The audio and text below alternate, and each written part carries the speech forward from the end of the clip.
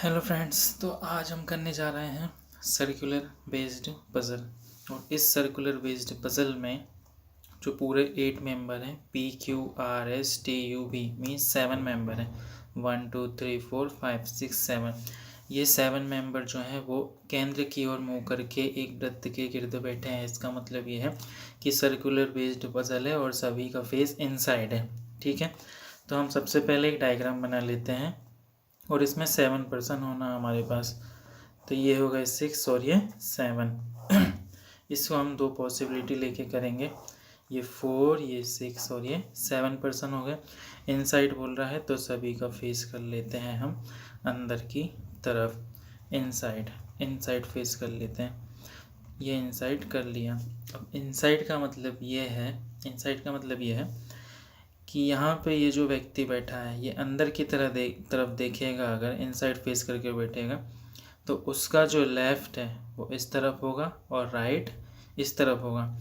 और लेफ़्ट मतलब क्या होता है, बायां, और राइट मतलब होता है दायां। ठीक है, अब हम पज़ल बनाते हैं। P, V और S के बीच में बैठा है। P को यहाँ बिठा देते हैं, P को यहाँ बिठा देते हैं। क्लियर दिख रहा है? ठीक। किस किस के बीच में बैठा है? V और S के। V को यहाँ बिठा देते हैं, S को यहाँ, V को यहाँ बिठा देते हैं, S को यहाँ। आपने देखा मैंने V और S की पोजीशन चेंज कर दी। ठीक है, अब आगे बढ़ते हैं। R जो S के दाएं दूसरा है, R किसके दाएं दूसरा है? S के दाएं दूसरा है। तो S ये बैठा है, इसके दाएं दूसरा, दाएं पहला दाएं दूसरा, मतलब कि सेकेंड राइट। कौन बैठा है? R बैठा है S के। और S के दाएं दूसरा 1 और 2, सेकेंड राइट में क्या यहाँ पे R आ पाएगा? नहीं। तो ये पॉसिबिलिटी कैसी हो गई? गलत। और ये वाली हो गई सही। तो अब आगे बढ़ते हैं। Q और U के बीच है। R जो S के दाएं दूसरा है, R किसके दाएं दूसरा है? S के दाएं दूसरा है।